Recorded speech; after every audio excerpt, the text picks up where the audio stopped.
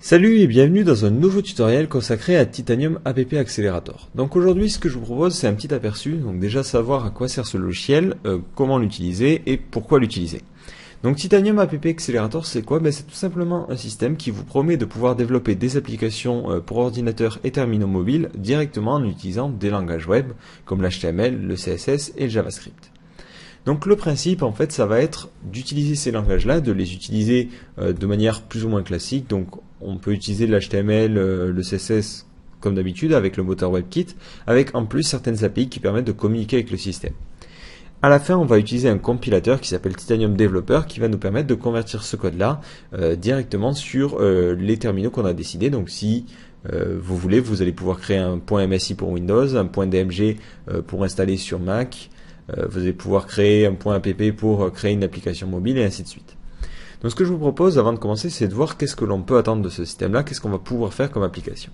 Donc au niveau bureau, un bon exemple de ce qui peut être fait, c'est Wunderlist. C'est une application qui permet de gérer des to-do list. Donc ça utilise justement ce système-là. Donc ça a été fait avec Titanium et l'ensemble du code source est d'ailleurs ouvert, donc vous pourrez le trouver sur GitHub. Donc ça peut être pas mal pour commencer et voir un peu comment ça fonctionne. Bon, il est quand même assez balèze, mais ça peut être un bon début. Donc comme vous voyez, il n'y a quasiment aucun moyen de faire la différence entre ça et un vrai logiciel. Ça a la même apparence. Vous avez des menus qui utilisent le système natif. Donc ici, je suis sur Windows, donc c'est cette barre-là. Si vous êtes sur Mac, évidemment, vous aurez le menu tout en haut. Et vous avez aussi une icône dans la barre de notification. Donc vous voyez que l'intégration dans le système se fait très bien. Donc ça c'est pour les applications de bureau, mais vous allez aussi, comme je l'ai dit, pouvoir développer des applications mobiles. Donc ici je fonctionne avec le simulateur Android, donc qui fonctionne plutôt mal d'ailleurs, mais vous allez voir que donc l'application KitchenSink, c'est une application qui est pareil open source, qui sert pas à grand chose. C'est vraiment un petit catalogue de tout ce que vous allez pouvoir faire avec l'API Titanium.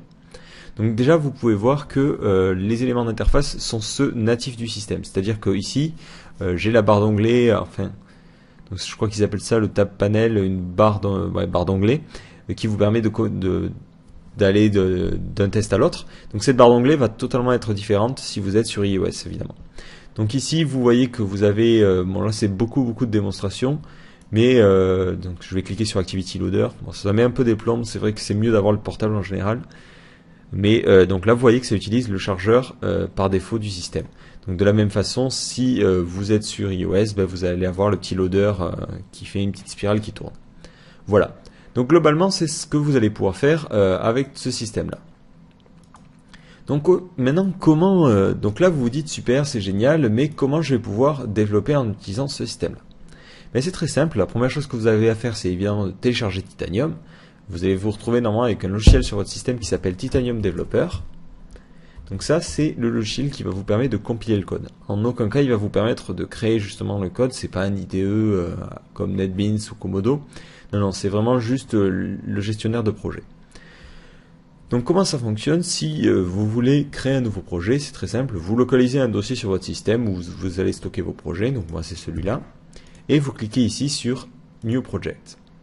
On vous demande le type de projet que vous voulez créer, que ce soit un projet bureau, mobile ou iPad. Donc là, nous, on va faire une application de bureau, c'est beaucoup plus rapide à débugger.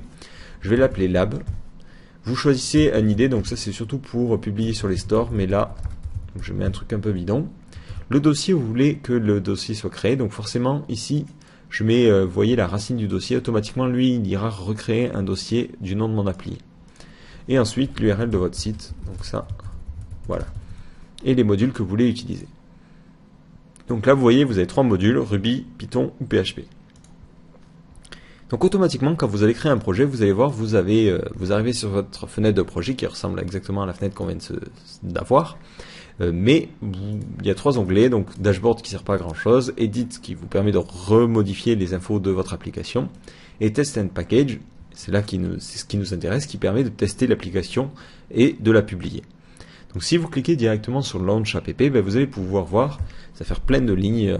Alors en général, ça fait un peu à cœur, mais au final, vous allez vous retrouver avec cette fenêtre qui représente votre application. Donc vous voyez, bon là, pour l'instant, c'est pas super sexy, certes, mais voilà ce que ça donne. Donc comment ça fonctionne? C'est très simple. Si vous allez ici, dans votre dossier lab, vous allez avoir un dossier ressources, et dans ce dossier ressources, vous allez avoir votre application. Et là, surprise, ça utilise de l'HTML. Alors hop, je vais éditer ça sur mon IDE préféré. Voilà, donc je vais un peu indenter le code parce que au début il met tout sur une ligne et c'est pas forcément super pratique. Voilà, body.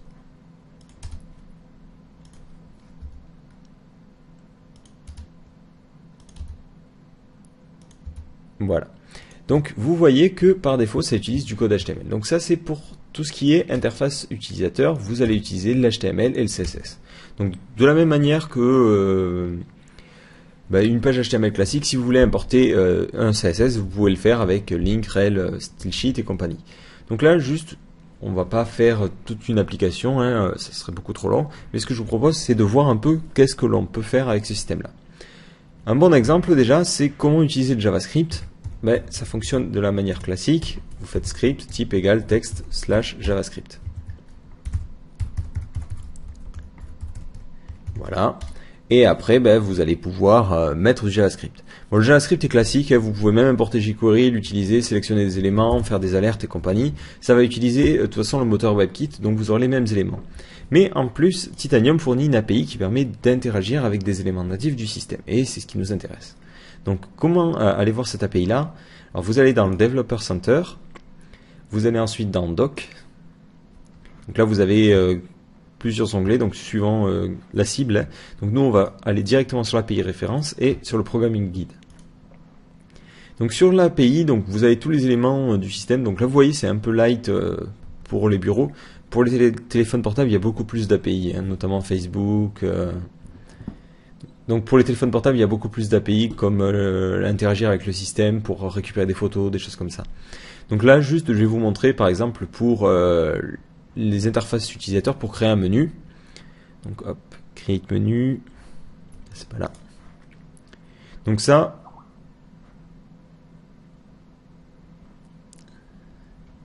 donc par exemple pour créer un menu, donc vous allez sur la doc, en général il vous donne pas mal d'infos et ce qui fait que vous allez pouvoir voir tout de suite comment ça fonctionne. Donc là vous voyez que vous avez un nouvel objet JavaScript qui s'appelle Titanium et cet objet Titanium c'est celui qui vous permet d'interagir avec leur API et qu'une fois compilé va permettre d'interagir avec le système. Donc je vais aller lancer maintenant mon appli et vous allez voir que si tout fonctionne bien j'ai un menu et ce menu permet d'interagir avec le système.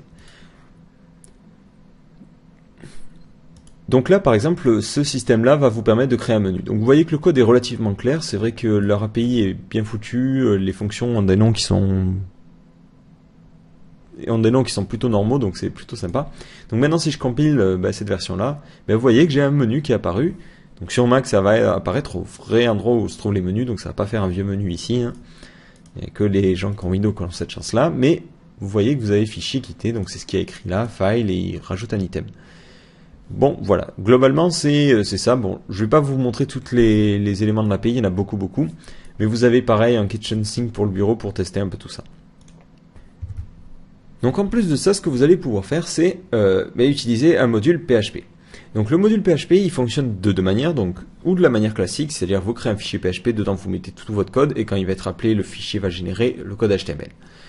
Donc ça, c'est la manière classique. Et il y a une autre manière qui est plutôt originale, et donc ça demande pas mal de travail au début sur soi-même pour s'y habituer, mais c'est d'exécuter le PHP comme on exécuterait du JS. Alors, un bon exemple, bon là je vais faire un truc classique, mais je vais faire un script type égale text/php. Donc là déjà vous vous dites qu'il y a un truc qui est pas normal. Oui, on peut exécuter donc n'importe comment du PHP.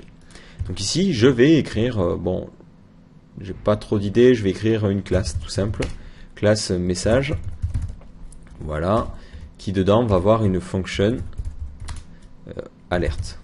Moi, je vais l'appeler show, voilà, et cette fonction, elle va retourner chat. Bon, voilà. Donc là, j'ai créé ma classe. Vous voyez que déjà, j'ai pas mis de PHP. Ça veut dire que mon code va ne pas être interprété, mais il va pouvoir être utilisé. Et ensuite, ici, je vais créer une variable. Donc, pour les variables, il y a toujours le $. Ça n'a pas changé, rassurez-vous. Donc, je vais l'appeler msg égale new message. Voilà. Donc, j'ai créé une instance de ma classe. Et c'est là que ça ça paraît complètement bizarre, mais ce que vous pouvez faire, c'est en JavaScript, si vous avez, tiens, un moment envie d'appeler cette fonction PHP, vous pouvez le faire très simplement en faisant msg.message, .show, parce que ma méthode s'appelle show. Et automatiquement, ça retournera chat. Donc, par exemple, pour vous prouver ce que je dis, je vais mettre un petit alerte. Et là, maintenant, si je compile, alors, où se trouve mon appli? Elle se trouve là, voilà. Vous voyez que ça fonctionne bien.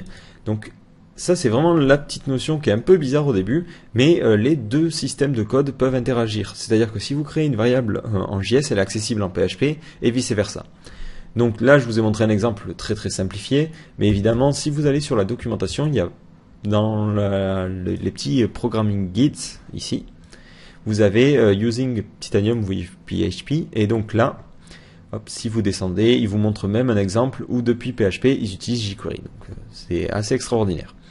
Donc voilà, attention cependant, juste un petit détail à propos de PHP. Pendant qu'il s'exécute le code PHP, il freeze complètement l'application. Donc si vous avez des trucs qui font des CURL ou des choses comme ça, bon, évitez d'utiliser directement le PHP, mieux vaut quand même faire de l'Ajax ou des choses comme ça. Donc voilà, globalement, donc là vous allez avoir votre application, vous allez être content, mais vous me dites, ok c'est super, mais si la personne doit avoir ça pour le lancer tout le temps, ça peut être pénible. Alors rassurez-vous, non, c'est beaucoup plus simple. Si la personne veut pouvoir publier son application, c'est très simple, vous avez cet onglet là, Package. Donc là, ce que vous pouvez faire, vous choisissez, donc vous voyez que ça fonctionne sur les 3 plateformes, c'est tout simplement génial, et ensuite, vous allez envoyer, ça va envoyer sur le serveur, et ça vous créera un .msi ou un installeur sur le système que vous avez choisi. Voilà. Donc maintenant juste un autre petit point, par exemple pour vous montrer vite fait comment on développe pour mobile, c'est très simple, vous allez mettre juste mobile, remettre les mêmes infos, dire les SDK que vous voulez utiliser. Donc forcément l'iPhone vous pourrez essayer de cliquer, ça fonctionnera jamais, hein, à moins qu'un jour ils se mettent à sortir un SDK pour Windows, mais connaissant Apple ça risque pas d'arriver avant longtemps. Et donc vous allez pouvoir compiler votre application pareil sur téléphone mobile. Donc voilà, globalement c'est tout ce que j'avais à vous montrer. Donc dans de prochains tutoriels évidemment on va essayer de faire une vraie application. Donc si vous avez des idées de petites applications qui pourraient être sympas à faire, aussi bien pour téléphone mobile que pour bureau, n'hésitez pas à poster un commentaire, ça pourra faire l'objet d'un prochain tutoriel. Donc voilà, j'espère que ça vous aura donné envie d'essayer un peu tout ça. Et si vous avez des questions, n'hésitez pas à les poser dans la section questions.